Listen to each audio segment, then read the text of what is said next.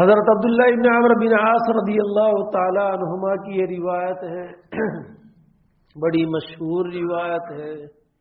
ہر حدیث پڑھانے والا جب طلبہ سب سے پہلے حدیث پڑھنے کے لیے آتے ہیں تو یہی حدیث سب سے پہلے پڑھائی جاتی ہے، اور اس کو کہتے حدیث مسلسل بالاولیت،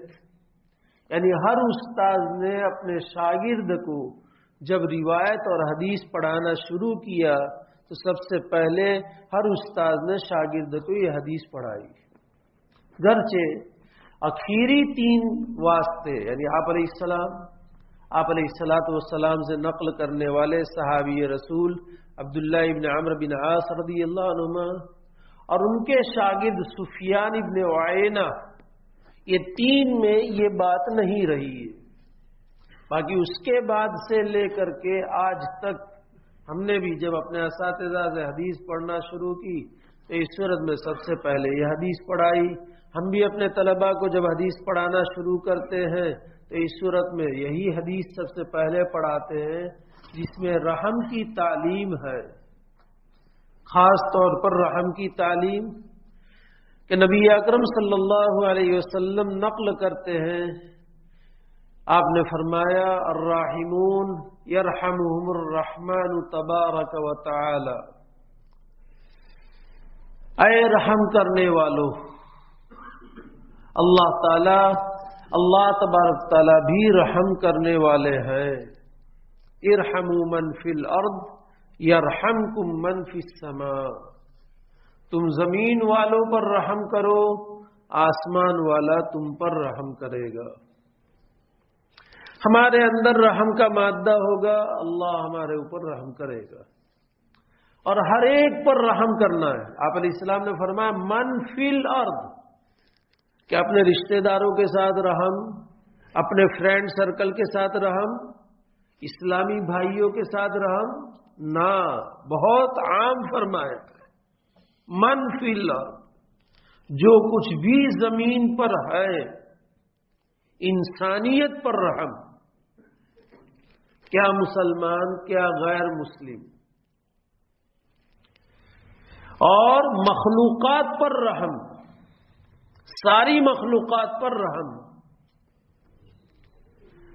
حتیٰ کہ رحم آپ علیہ السلام نے سکھایا کہ جن جانوروں کو مارنے کی اجازت ہے ان پر بھی رحم کرو کہ ان کو اچھی طریقے سے مارو، یعنی جتنا جلدی ہو سکے اتنا مارو، ایک سپاٹے میں مار ڈالو، ان کو ربا ربا کر تڑپا کر کے ان کو نہ مارو۔ یہ ان اللہ کتب الاحسان علی کل شیء، اللہ تعالیٰ نے ہر چیز کے ساتھ حسن سلوک کرنے کو لازم کر دیا ہے، ہر چیز کے ساتھ۔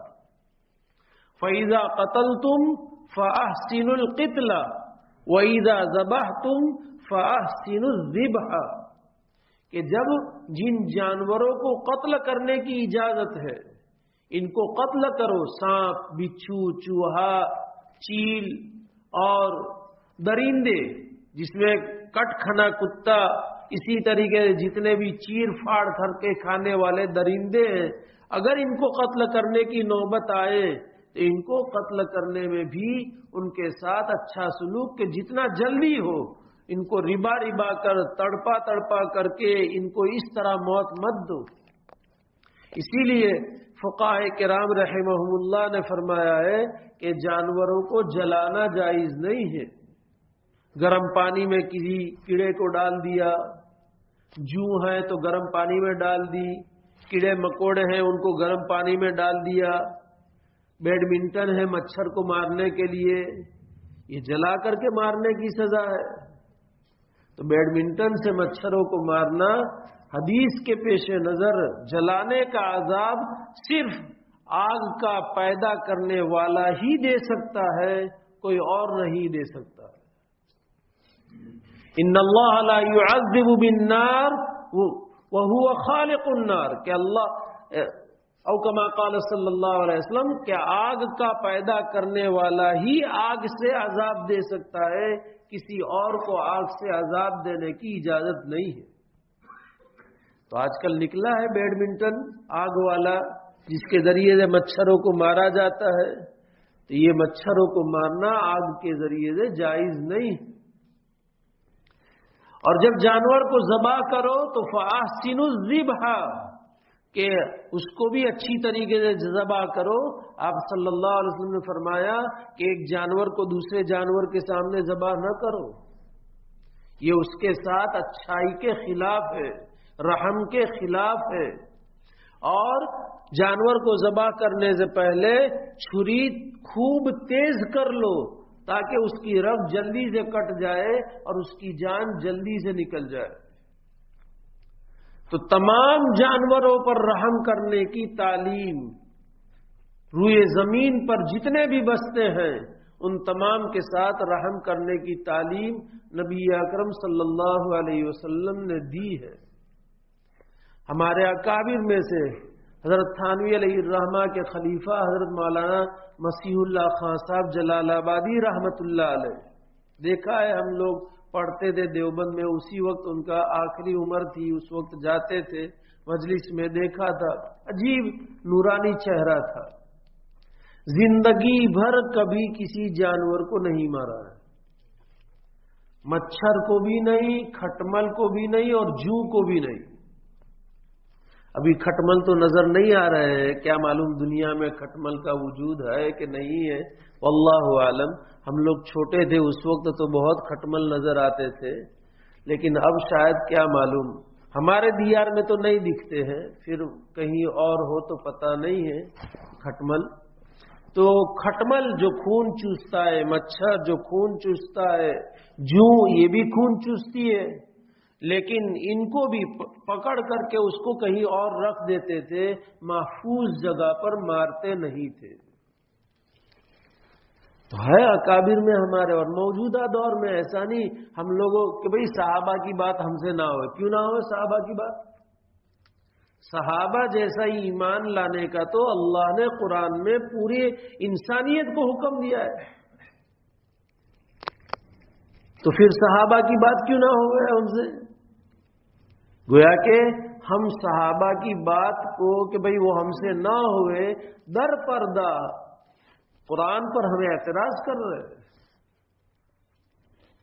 خیر، تو عرض یہ کرنا ہے ارحموا من فی الارض یرحمکم من فی السماء، دلوں میں رحم کی کیفیت پیدا کرنا چاہیے۔ ایک دیہاتی آپ صلی اللہ علیہ وسلم کی خدمت میں آئے اور شرح نے لکھا ہے کہ وہ اقرع ابن حابس رضی اللہ تعالی عنہ تھے۔ آپ صلی اللہ علیہ وسلم نے حضرات حسنین رضی اللہ عنہما میں سے کسی کو بوسہ دیا، تو مارے حیرت کے پوچھتے کہ کیا آپ بچوں کو بوسہ دیتے ہیں؟ میرے 10 بچے ہیں، آج تک ایک کو بھی بوسہ نہیں دیا ہے۔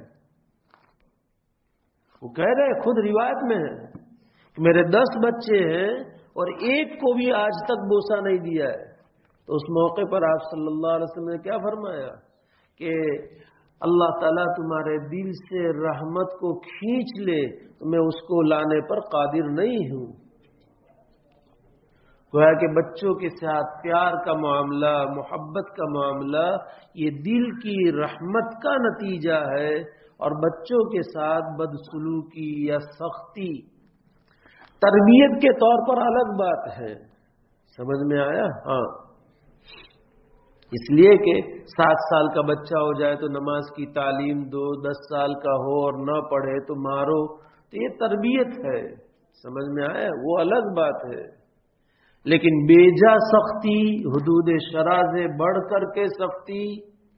یہ شریعت نے اجازت نہیں دی ہے۔ اور ایک روایت میں آپ علیہ الصلوۃ والسلام نے فرمایا لا تنزع الرحمت الا من شقی، کہ جو بدبخت ہوتا ہے اسی کے دل سے رحمت نکال دی جاتی ہے۔ گویا کہ اگر ہمارے دلوں میں سختی ہے، ہمارے دلوں میں رحمت اور نرمی، پیار اور محبت نہیں ہے تو ہمیں غور کرنا چاہیے کہ کہیں شقاوت کی فہرست میں تو ہم شامل نہیں ہو گئے۔ اس لیے اللہ کی جناب میں اپنے اوپر رحم کرنے کی بھی دعا کرنا چاہیے، اور ہمارے اندر صفت رحم پیدا ہو اس کی بھی دعا کرنا چاہیے کہ اللہ نرم دل والا بنا دے، رقیق القلب بنا دے، رحیم القلب بنا دے، پیار اور الفت اور محبت والا بنا دے۔ اس لیے کہ جس چیز میں بھی نرمی ہے حدیث کے پیش نظر اللہ تعالیٰ اسے مزین کرتے ہیں، اور جس چیز میں بھی سختی ہے اللہ تعالیٰ اسے عیبدار کر دیتے ہیں۔